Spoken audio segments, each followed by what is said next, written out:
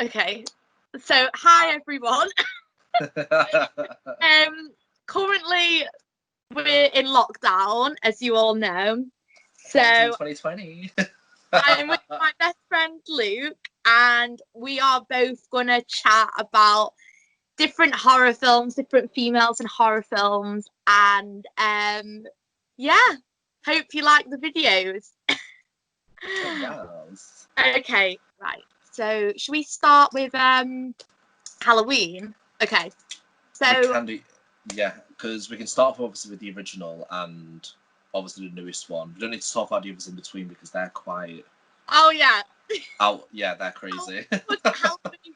H20, Halloween 20 years.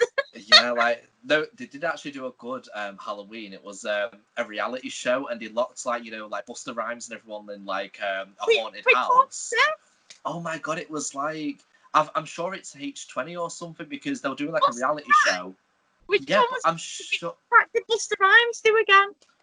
Oh, I'm sure it was in like it. Oh no, or was it Halloween Resurrection? Yeah, it might be it was a pretty dodgy Halloween. Yeah, no, sorry, it was Resurrection. So wait, was it Busta Rhymes? I feel like it was, or yeah, Busta Rhymes. It's Busta Rhymes. He's like a rapper, isn't he?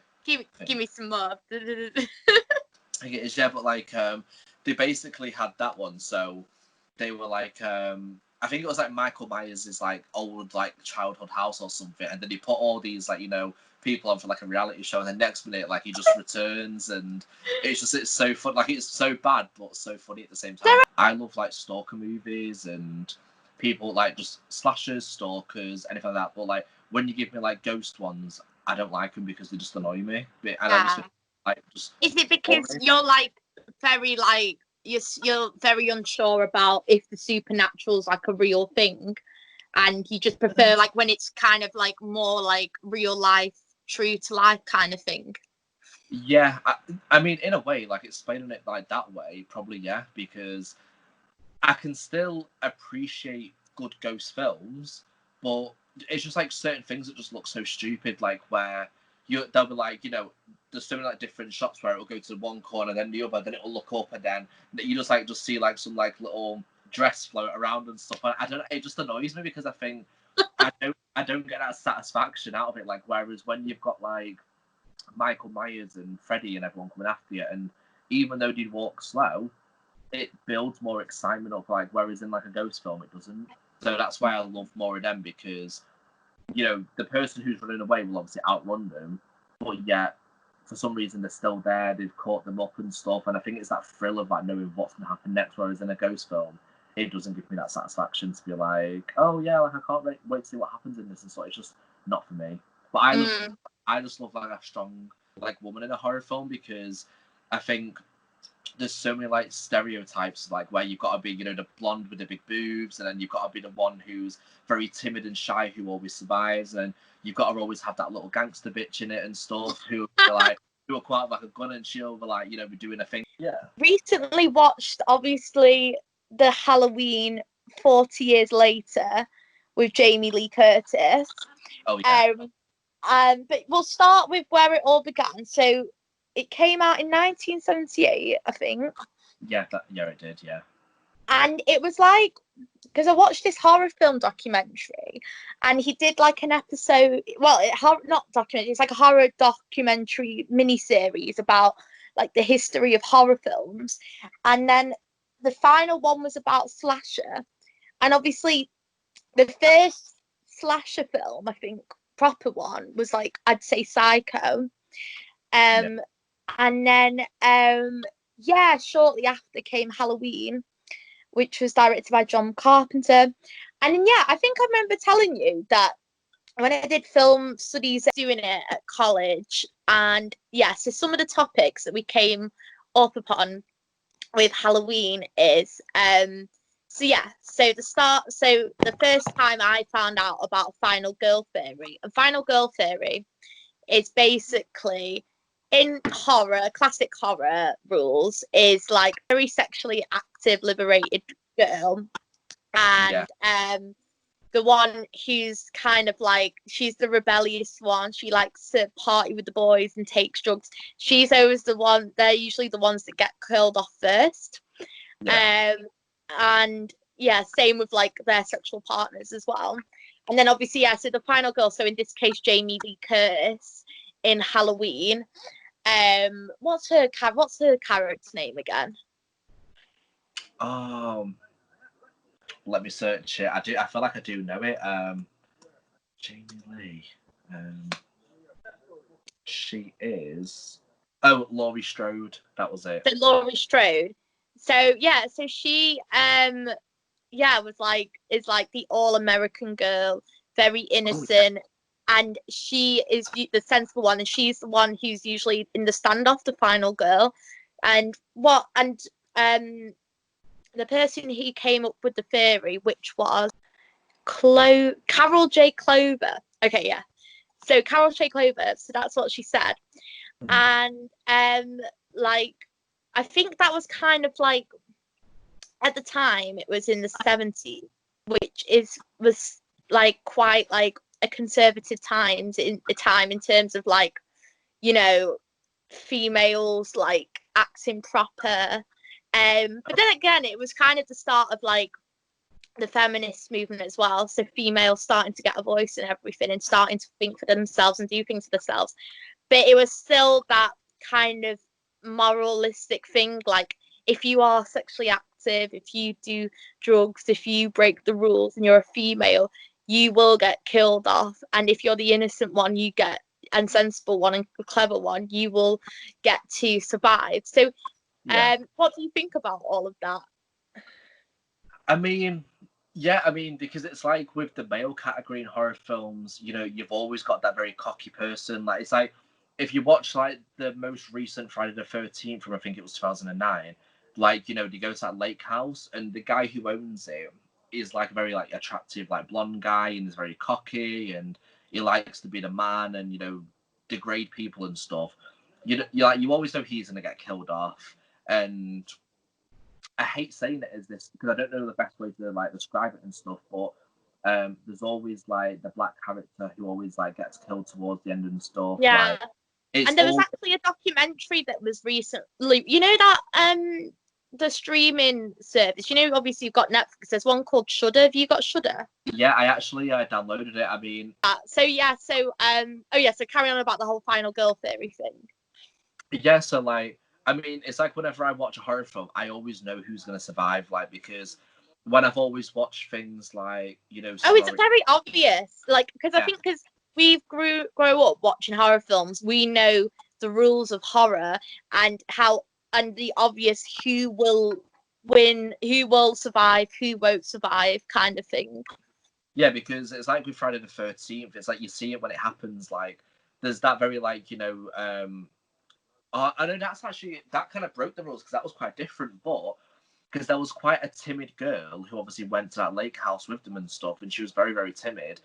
And then there's that very beautiful guy who like works like down the road or something, and obviously he likes the very like timid girl and stuff. But then what happens? The girl who Jason's got locked up in that like underground dungeon sewer place, whatever it is.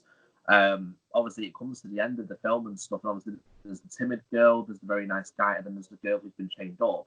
And as they're all escaping, the timid girl is the last one to go through like the ditch to get out. And obviously, like this like weird kind of like thing goes through her throat, and he kills her. And that shocked me because at first, at the beginning of the film, I thought she was going to be the one to the end, but it wasn't the one who. I think it was a sister that they came looking for. I think it was her sister or someone else's and stuff. Or no, it was the nice guy. It was his sister. That's how he found her and stuff. But yeah, he was the one who survived, as well as his sister who was locked away. But the nice timid girl got killed off. But I think in some films, you know what's going to happen, like no matter what and stuff. And I think like it's like with Scream as well, when the whole story is based around Cindy. So you kind of think she's got to make it to the end because you're not going to kill off the main character straight away because what's the story going to be about? And obviously they've now made 4 films out, and apparently that they're going to be making a 5th one. I don't know. I've heard rumors. Obviously a TV series show, but yeah, I always see it as like the sexually active one who always gets killed off. Then you've always got the dumb one. Then you've got the one who kind of has like a bit of attitude, but you kind of think, oh my god, yeah, she'll be good to, you know, survive and get on with it. But then she obviously gets killed. And then you've always got the timid girl who's always like, when everyone's introduced, she's the one who's like hid behind a tree and stuff, like because she's so shy and stuff. So yeah, I think like maybe that's something that they need to actually spruce up and stuff, and maybe have it as like the timid girl dies first or second, and then you've got maybe the sexually active one who wins, or like they've got to do something, but like not make it as like obvious at the same time and stuff. And because yeah, so like comparing that to the new Halloween, the 40 years later one that obviously we've watched, it still did have it still stuck by the same rules. Like obviously Jamie Lee Curtis was in it again as the same character, and her daughter and the granddaughter, and they obviously all survived. But then the granddaughter's like friend, who obviously she was like, oh, it made me laugh so much. She like rang a friend, and that she was at that like school dance, and she's like, oh yeah, do you want to have some Alakazam with us later, i.e. weed? And I was just like cringing. But yes, obviously she got killed off, didn't she, with her partner? Yeah, I mean, like the one thing, I think the one scene that really freaked me out in that film was when obviously Laurie's like granddaughter was walking back with that, do you know, like that little cute like little nerd guy, and he jumped down, and then obviously they come onto that like someone's backyard where the light goes on and it goes off, and then like hid, and then next minute. Do you know what? I didn't like who got killed off. The fucking kid, you know, in the truck with his dad. I was like, there was no need to kill that kid off. Yeah, I mean, in a way, it felt quite cheap and cheesy because he just went, oh. I know. I don't think they should have kept, because like, isn't it sometimes the rule of any film, like, don't kill off the characters that the audience is going to be most sympathetic with, i.e. don't kill off pets and animals, and don't kill off kids. Yeah, because I think in the original Halloween, I'm sure, or in one of the Halloweens, like from like the 80s and stuff, they actually killed one of the dogs in it or something. Whereas I don't think they actually killed any animals in this one. But yeah, I hate when pets die. Like, I know. The pets than the actual people. I know, same. But obviously, like the one thing that like I really loved with like that female role with like Jamie Lee Curtis's Laurie Strode was the whole thing is that even though she knew that he was away, she knew no matter what he would have eventually get out. Yeah, and I love the fact that like, you know, she lives in the place where she is, and she is that the original house where it? Well, I don't know. I don't think it was. You know, it was on a dirt track somewhere. Yeah, like this was like very like hidden, like, you know, a bit gated and stuff. Whereas like she was on like an actual street. But I loved the fact that she was able to, you know, build all these downstairs cellars and. You know what made me laugh? You know, like the kitchen island when she pressed the button and it went. I want to there when it's like apocalypse day. Yeah, because if someone breaks into your house, you know where to go. Like it's great. Yeah. And I think like obviously, I think like it did get quite intense towards the end because I think it was like the one who kind of made me laugh, and I hated that he died in it. But you know, Laurie Strode's daughter, it was her husband, like the dad and stuff, and he was like, he went up to the pool, and then he just came up behind him like that and just like killed him, and I felt so bad. I know, but the dad, like, you know, I think that they did that on purpose. They made the dad compared to the three generations. Is it Stride? Is it Strode? The three generation of Strode women. He was supposed to look very like stupid, like the male didn't know anything compared to these three like strong females.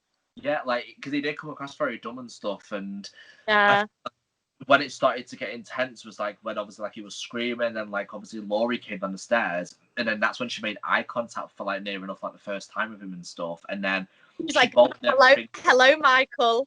Yeah, and then like he came up and he like smashed through the window and she shot his fingers off, and I was like, oh my God. Well, that's what I noticed with the film. Like it stuck to a lot to the original Halloween, like in terms of like, if you know, it's a lot of the scenes.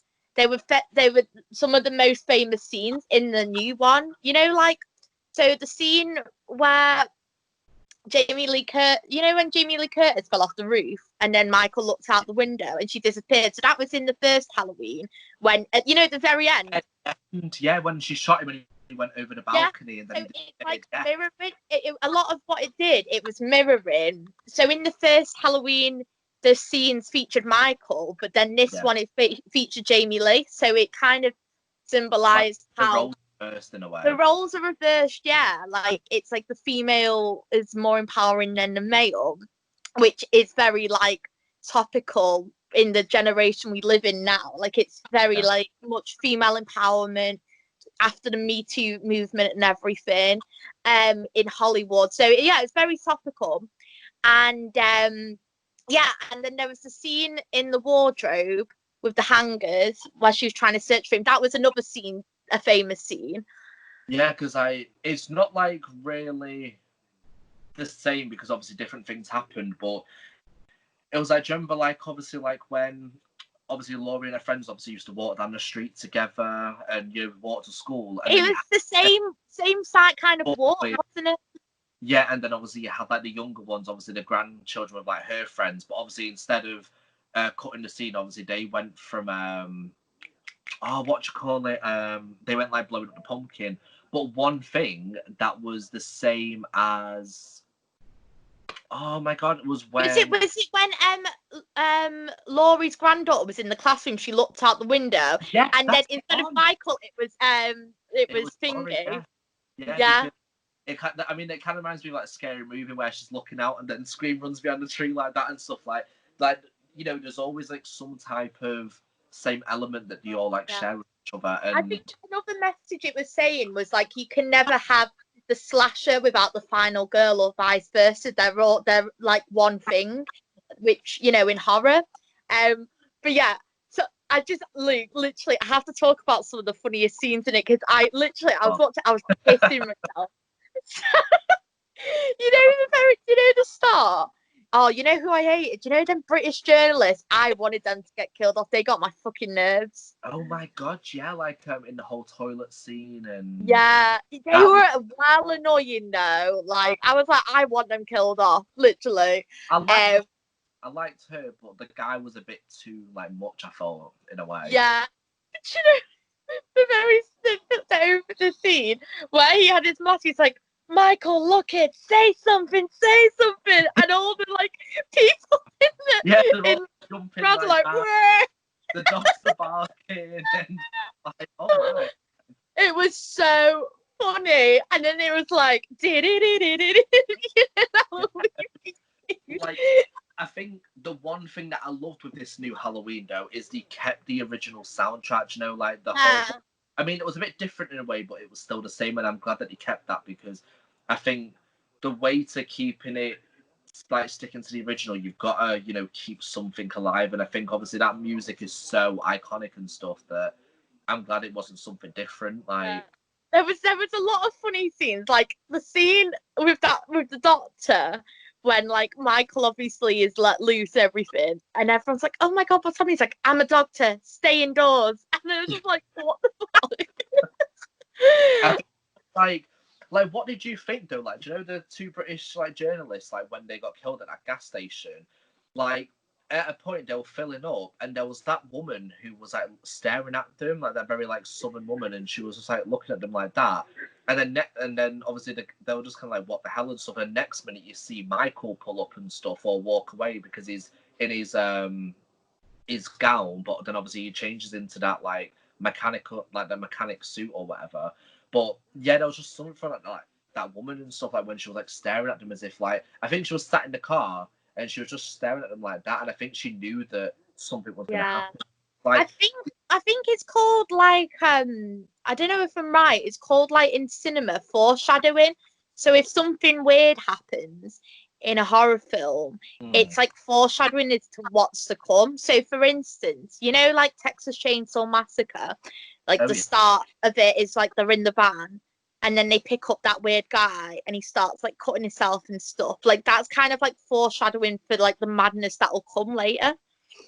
Right, yeah. So what they're doing is they're actually doing 2 more Halloween films with Jamie Lee Curtis now, and the next one's going to be Halloween Kills, and then which is going to be this What, year. Michael Myers is going to come back again for 2 more films?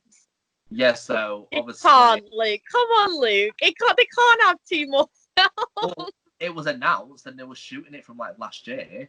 So Oh no. Halloween Kills is supposed to come out obviously this October, and then next year is supposed to be Halloween Ends, and I'm guessing that's the end of like Laurie Strode. So It has to be. It has to be Luke, because I thought he got burnt alive in that house.